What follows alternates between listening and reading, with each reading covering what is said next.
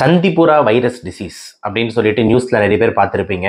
நிறைய குழந்தைகள் வந்து இறக்குறாங்க. எஸ்பெஷலி வந்து பார்த்திங்கன்னா இந்த மத்திய பிரதேஷ், மகாராஷ்டிரா, குஜராத் இந்த மாதிரி மாநகரத்துலலாம் பார்த்திங்கன்னா இந்த ஜுரம் கேசஸ் அதிகமாகிட்டே போகுது. அதுக்கான காரணம் வந்து சந்திப்புரா வைரஸ் அப்படின்னு சொல்லிட்டு ஏகப்பட்ட பேர் வந்து மெசேஜ் போட்டுக்கிட்டே இருக்காங்க.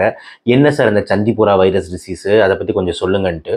ஸோ ஃபர்ஸ்ட் ஆஃப் ஆல் ரொம்ப இம்பார்ட்டன்ட் வந்து இந்த வைரஸோட பேரே அதுதான். ஓகேங்களா? இப்போ எக்ஸாம்பிள் ரேபீஸ் அப்படின்னு ஒரு நோய் இருக்குது, நாய்க்கடியில் ரேபீஸ் வைரஸ். ஹெச்ஐவி பற்றி பேசியிருந்தோம், ஹெச்ஐவி வைரஸ்.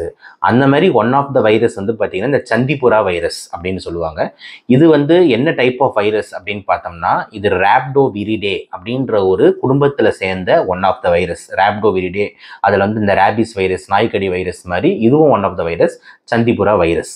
இந்த வைரஸ் வந்து எப்படி பரவுது அப்படின்னு பார்த்தீங்கன்னா சாண்ட் ஃப்ளைனால. சாண்ட் ஃப்ளை அப்படின்னா என்னென்னா, இந்த கொசு மாதிரியே இருக்கும், ஆனால் கொசு கிடையாது. ஓகே, கொசு மாதிரியே இருக்கும், அதோட கொஞ்சம் சின்ன சைஸில் இருக்கும், கொஞ்சம் நல்லா டார்க்காக டஸ்கியாக இருக்கும். கொசுனா கொஞ்சம் டிரான்ஸ்பரண்ட்டாக இருக்கும், அப்படி இல்லாமல் கொஞ்சம் டஸ்கியாக இருக்கும். அது மூலயமா பரவுது. அந்த சாண்ட் ஃப்ளை வந்து நம்மளை கடிக்கிறதுனால பரவக்கூடியது தான் இந்த சந்திப்புரா வைரஸ். அப்போ இந்த சாண்ட் ஃப்ளை எங்கே இருக்குது அப்படின்னு பார்த்தோம்னா, எஸ்பெஷலி வந்து பார்த்திங்கன்னா வந்து எந்த இடத்துலலாம் தண்ணிகள் கொஞ்சம் அதிகமாக இருக்கும்.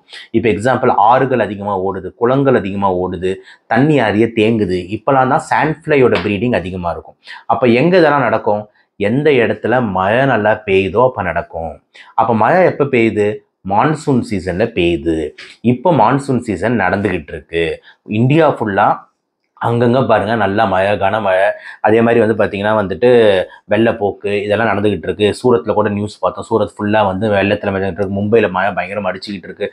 சென்னையிலேயே உங்களுக்கு தெரியும் மழை அப்பப்போ வந்துக்கிட்டு இருக்குது. பெங்களூரில் மழை. ஸோ எல்லா இடத்துலையும் எங்கெங்கெல்லாம் மழை இருந்து அந்த தண்ணி தேங்குதோ அப்போ அந்த சாண்ட் ஃப்ளையோட ப்ரீடிங் அதிகமாகுது.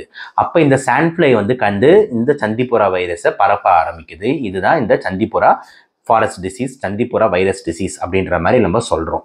ரைட். எப்போ அதிகமாக இந்த சாண்ட் ஃப்ளை கடிக்குதுன்னு பார்த்தீங்கன்னா இந்த ஏர்லி மார்னிங்கோ லேட் நைட்டும், அதாவது இந்த விடிய காலில் இந்த டான் டைமோ டஸ்க் டைமில் தான் கடிக்குது. அதனால் அந்த டைமில் நம்ம கேர்ஃபுல்லாக இருக்கணும்.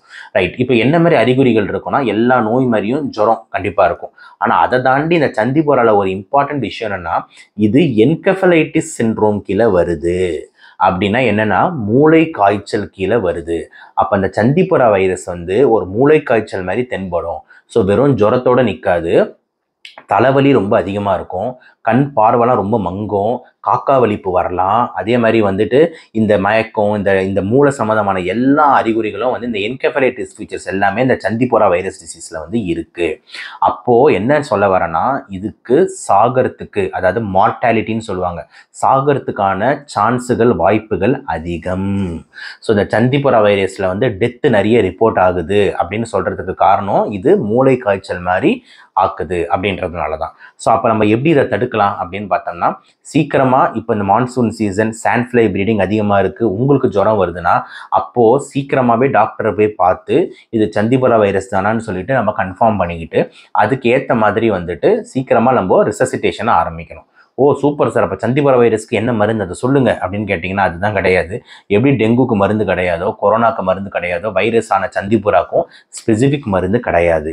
அப்போ என்ன சார் சீக்கிரமாக டாக்டர்கிட்ட ஏன் போக சொல்கிறீங்க அப்படின்னு கேட்டிங்கன்னா, உங்கள் குழந்தைங்களோட டீஹைட்ரேஷன் ஸ்டேட்டஸ் என்ன, உங்கள் குழந்தைங்க பிபி நார்மலாக இருக்கா, உங்கள் குழந்தைங்க வந்து பார்த்திங்கன்னா டெம்பரேச்சர் ரொம்ப அதிகமாக காக்கா வலிப்பு வராமல் இருக்கா அப்படின்றதெல்லாம் சீக்கிரமாக ஹாஸ்பிட்டல் போனால் டாக்டரை செக் பண்ணி அட்மிட் பண்ணி கண்காணிப்பில் வச்சுக்கிட்டு இவங்களுக்கு காக்கா கொழிப்பு வராமல், இவங்களுக்கு பிபி குறையாமல் எல்லாமே பார்த்துப்பாரு. அதனால தான் சீக்கிரமாக நீங்கள் ஹாஸ்பிட்டலில் சேர்ந்தீங்கன்னா இந்த சந்திப்புரா வைரஸ்னால உயிரிழப்பை வந்து நம்மளால் தடுக்க முடியும்ன்றதில் மாற்று கருத்து இல்லை. இதை தாண்டி இதுக்கு கவர்மெண்ட்டுக்கு ரெஸ்பான்சிபிலிட்டி இருக்கானா? இருக்குது. மக்களுக்கு ரெஸ்பான்சிபிலிட்டி இருக்கானா? இருக்குது. என்னென்னா, தண்ணியை தேங்க விடாதீங்க, சாண்ட் ஃப்ளைஸ் எல்லாம் வந்து பரப்ப விடாதீங்க. அதே மாதிரி இந்த கவர்மெண்ட்டுக்கு என்ன அத்தாரிட்டி இருக்குன்னா, என்ன வேலை இருக்குன்னா, இந்த சாண்ட் ஃப்ளை ப்ரீடிங்ஸ்ன்னு உங்களுக்கு தெரியும் போது கரெக்டாக சானிடைசேஷன்லாம் பண்ணி இன்செக்டிசைட்ஸ், பெஸ்டிசைட்ஸ்லாம் போட்டு இந்த சாண்ட் ஃப்ளையை கண்ட்ரோலில் வைங்க.